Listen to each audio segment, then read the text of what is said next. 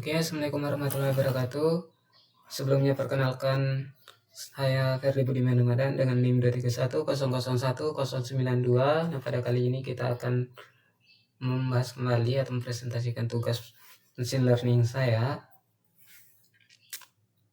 Nah, pada kesempatan kali ini saya akan menjelaskan tentang implementasi multi-layer perceptron untuk menyelesaikan XOR problem menggunakan Python dan library keras. Nah, pada pembahasan kali ini, sini saya akan lihat bagaimana perceptron tunggal tidak mampu menyelesaikan XOR problem. Kemudian bagaimana multilayer perceptron atau MLP ini mampu menyelesaikan dengan bantuan hidden layer-nya. Selain itu, saya juga akan menjelaskan implementasi codingan Python-nya dan proses training hingga hasil prediksi model. Nah, sebelum itu kita harus ketahui dulu apa itu gerbang XOR problem. Nah, XOR problem itu berasal dari executive OR, adalah gerbang logika yang menghasilkan output 1 ketika kedua input berbeda. Sedangkan jika output kedua input sama, maka outputnya adalah 0. Nah, di sini contohnya ketika inputnya 1, input pertama dan input keduanya nilainya 1, outputnya 0. 1, 0 hasilnya 1. 0, 1 hasilnya 1. 0, 0 hasilnya 0. Nah, jadi masalah utamanya pada XOR ini adalah data ini tidak linear atau separable, yang artinya data tidak bisa dipisahkan hanya dengan satu garis yang lurus. Kalau kita tarik di sininya, kalau kita tarik sini, otomatis ada satu yang kena, otomatis membutuhkan dua garis. Nah, karena itu perceptron tunggal gagal menyelesaikan XOR problem.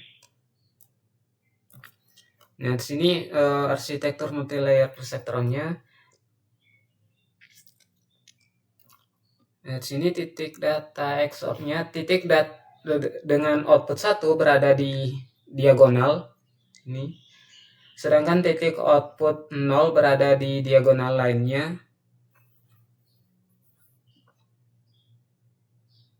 Nah, karena posisi data saling silang menyilang sini, maka satu garis lurus tidak cukup untuk memisahkan kedua kelas tersebut. Multilayer perceptron atau MLP.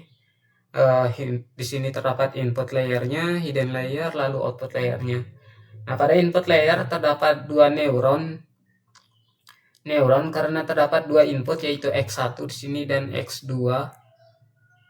Nah, kemudian hidden layernya menggunakan 8 unit neuron dengan fungsi aktivasi TAN. Ini dapat 8 unit. Nah, fungsi TAN ini kita gunakan nanti karena mampu menangani transformasi nonlinear sehingga cocok untuk XOR problemnya. Nah, selanjutnya output layernya menggunakan satu neuron dengan fungsi aktivasi sigmoid. Nah, sigmoid ini yang nanti menghasilkan output probabilitas antara 0 dan 1 di sini.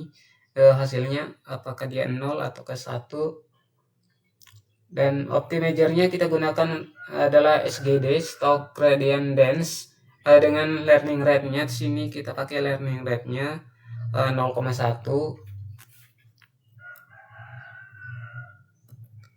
Dan di sini contoh implementasi kode Python dan library kerasnya.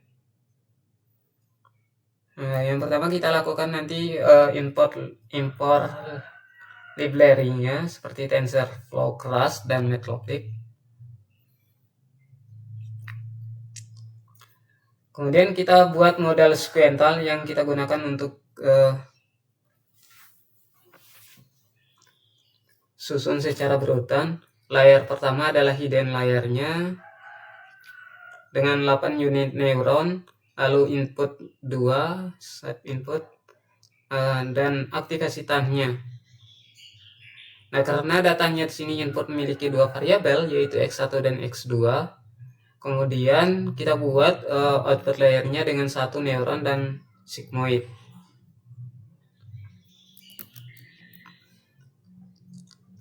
Sehingga nanti hasil trainingnya, nah sini kan kita pakai total eposnya coba 1000 epos. Nah, epos ini kan jumlah perulangan dari proses training. Nah, sini akurasinya model masih sekitar 0,5 nanti.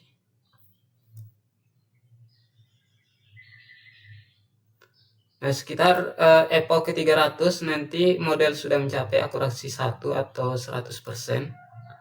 Di sini terdapat mesin turun.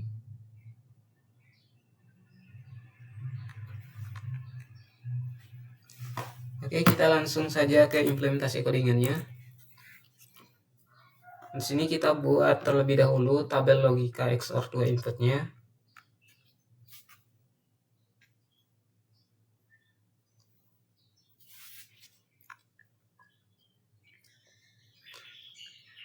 Lalu di sini kita coba import library-nya. Nah, pada bagian pertama ini kita lakukan import library yang membutuhkan kita menggunakan TensorFlow yang sebagai framework machine learning dan deep learning. Kemudian dari TensorFlow ini kita ambil library keras. Nah, keras ini kita gunakan untuk membangun neural networknya yang dengan lebih mudah karena sintaksnya sederhana.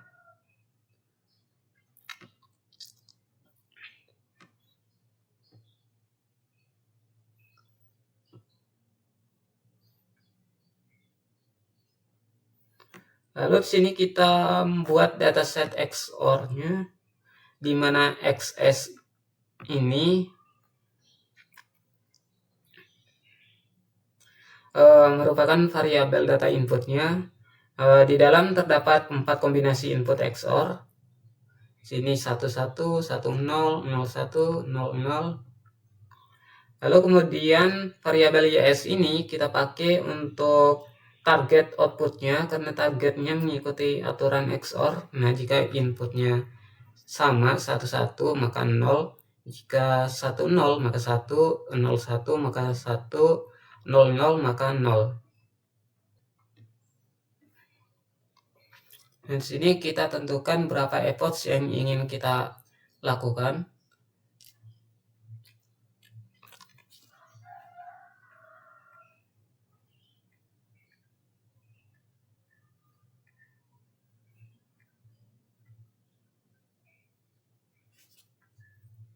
Di sini model fit expert ini.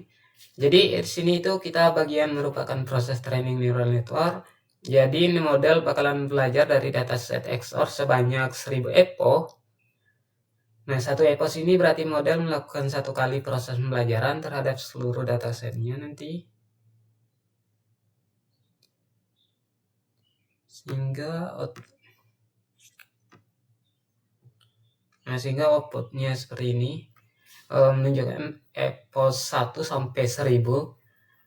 Nah, pada epoch pertama ini loss-nya masih besar, berada di 8,4. Dan akurasinya pun masih rendah sampai dia ke epoch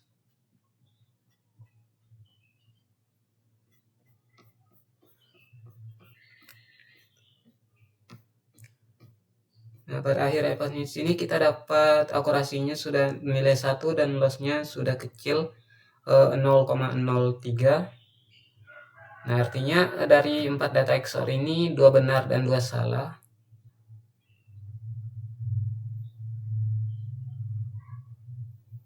Nah, ketika semakin banyak epoch-nya, loss-nya bakalan semakin turun, seperti contoh sini.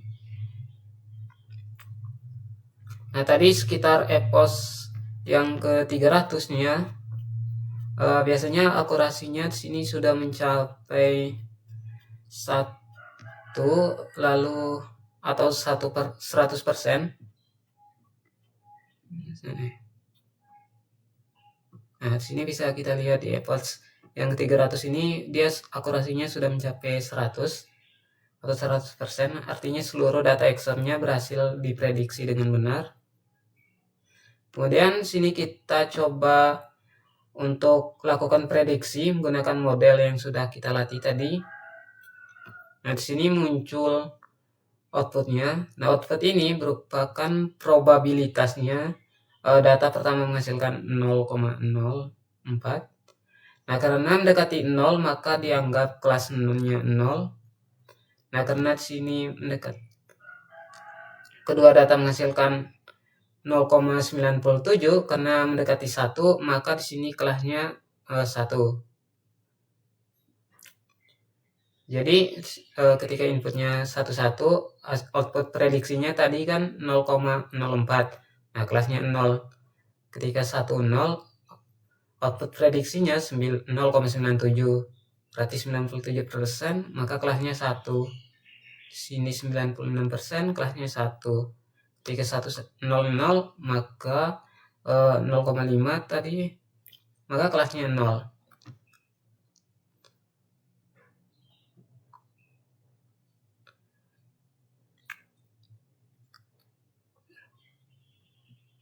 Jadi karena outputnya di sini masih berupa angka desimal, maka kita lakukan pembulatan menggunakan round.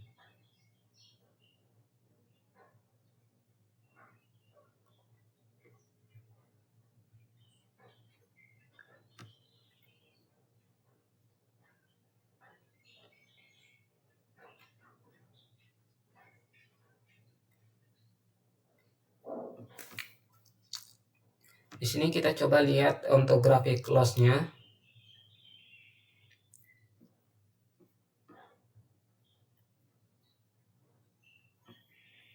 Nah, di sini bisa outputnya bisa kita lihat sini. Grafiknya biasanya dimulai dari nilai tinggi kan, sini 0,8. Nah, kemudian dia turun secara perlahan sini sampai ke 0,0 berapa. Nah, artinya grafik lossnya ini menunjukkan tingkat kesalahan si modelnya. Nah, ketika dia semakin turun grafiknya, berarti lossnya atau kesalahan prediksinya bakalan semakin diperkecil dan modelnya semakin baik dalam belajar.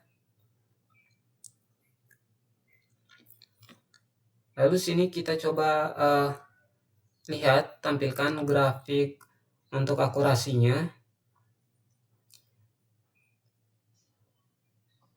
Ini untuk lihat akurasi value-nya. Nah, output grafiknya di sini kita mulai dari 0,05 kisaran di sini. Lalu naik ke 0,75. Lalu mencapai 1.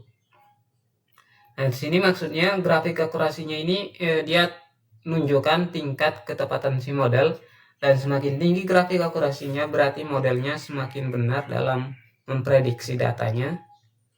Nah, ketika akurasinya ini sudah mencapai 1, seluruh data XOR-nya berarti berhasil diprediksi dengan benar. Nah, artinya si model sudah memahami nih pola XOR sepenuhnya. Oke, cukup sekian dari saya. Lebih dan kurangnya saya mohon maaf. Wabillahi taufiq wal hidayah. Wassalamualaikum warahmatullahi wabarakatuh.